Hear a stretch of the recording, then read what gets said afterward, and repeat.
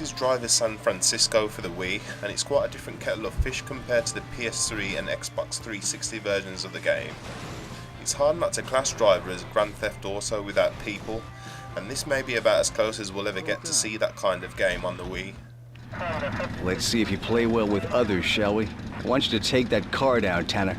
I hope you let the driver know what he's in for. In the game, you play the protagonist, John Tanner, and you also step into the roles of Tobias Jones and Solomon Kane. You've got the idea, Tanner. There's so much swapping and changing of the person you're supposed to be that you'll probably forget who you are, but it's still a decent game.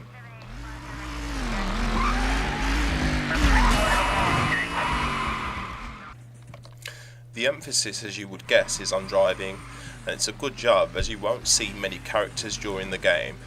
In fact, the cutscenes between the acts are the only time you'll see any characters, as you'll never see anyone either occupying the cars or walking down the streets. It's gonna be real pretty.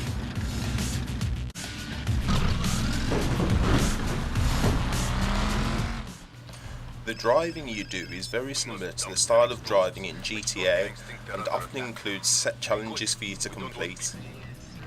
You can expect to do anything here from street racing to chasing criminals, and quite often you have to be fast as there may be a time limit.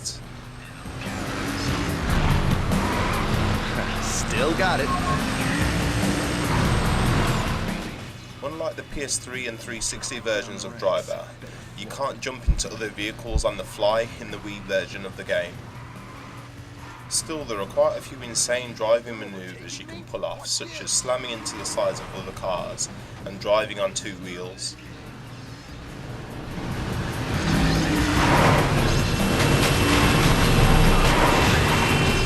Yeah! Leave them in the dust.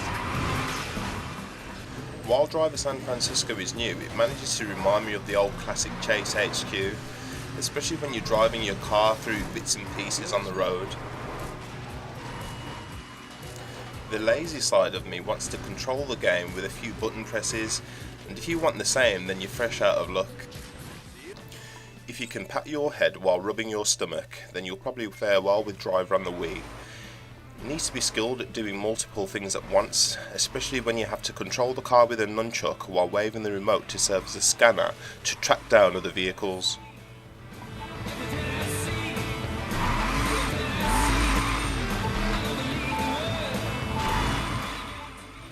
I struggle during scenarios like these, as while you're focusing on controlling the car and scanner, it's difficult to keep an eye on the road and the map.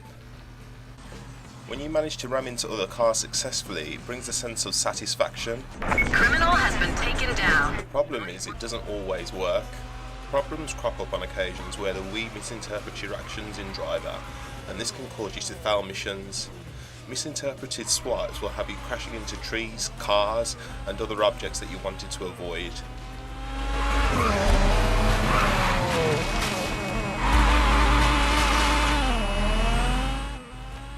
Accelerating, braking, steering, and the nitro will all control with a nunchuck, and this can be awkward or even painful after extended periods.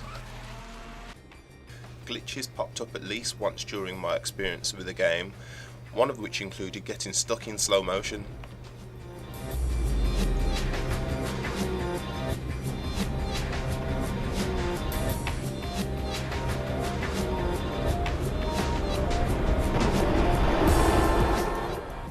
I also experienced a glitch where the sound of the car's engine and other sounds were inaudible. Yeah, better service than any garage I've ever been in.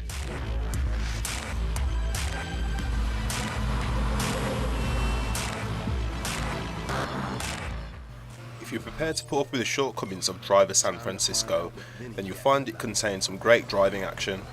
As well as using the remote to scan for cars, you can use it to record conversations and to shoot at other vehicles. You're trashing my car, you dumb stupid! Driving dangerously or pulling off stunts gains you nitro, and you also get the advantage of two special modes later in the game. The first special mode is slow-mo, which uses your nitro power and can be used to avoid obstacles. Reckless mode is what allows you to shoot other vehicles and their tyres, and it also slows down the action to your advantage. The game also includes a point system, and you can spend points earned on things like upgrading your driving speed or upgrading your guns. Let's see if you're as quick on 3 wheels. The remote is used during a number of chase shooter sequences where the computer controls the vehicle you're occupying.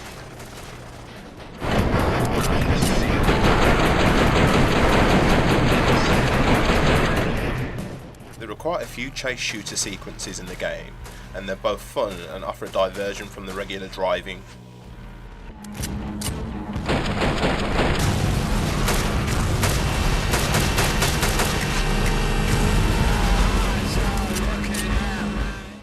When it comes to arcade-style driving, the rendition of San Francisco in the game is a playground that's perfect for testing your driving skills.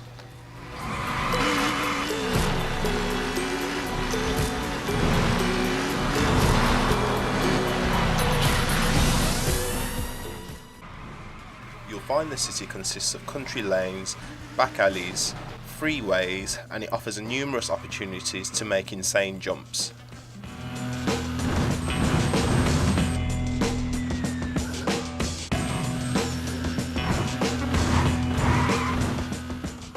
Side missions flesh out the whole experience and involve chasing other vehicles to destruction, racing to win cars, and more.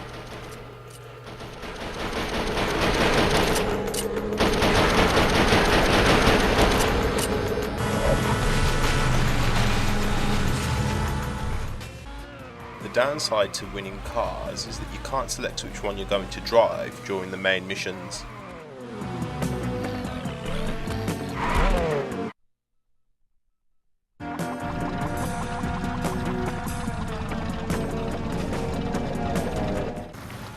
If you're not in a rush and want to enjoy both the main game and side quests, you can expect to get at least 20 hours of entertainment. This guy won't be easy.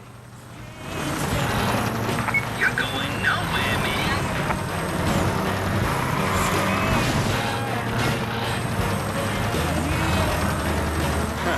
Even in this piece of junk, I'm the best driver in town. There's still more to find out about Driver San Francisco for the Wii, so be sure to check out theprotagonist.org for the full written review.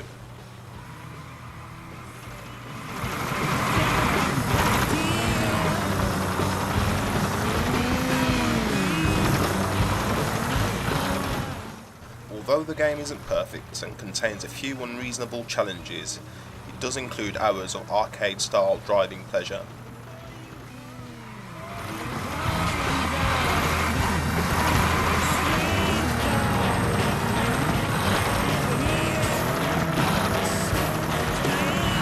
Business jet fueled.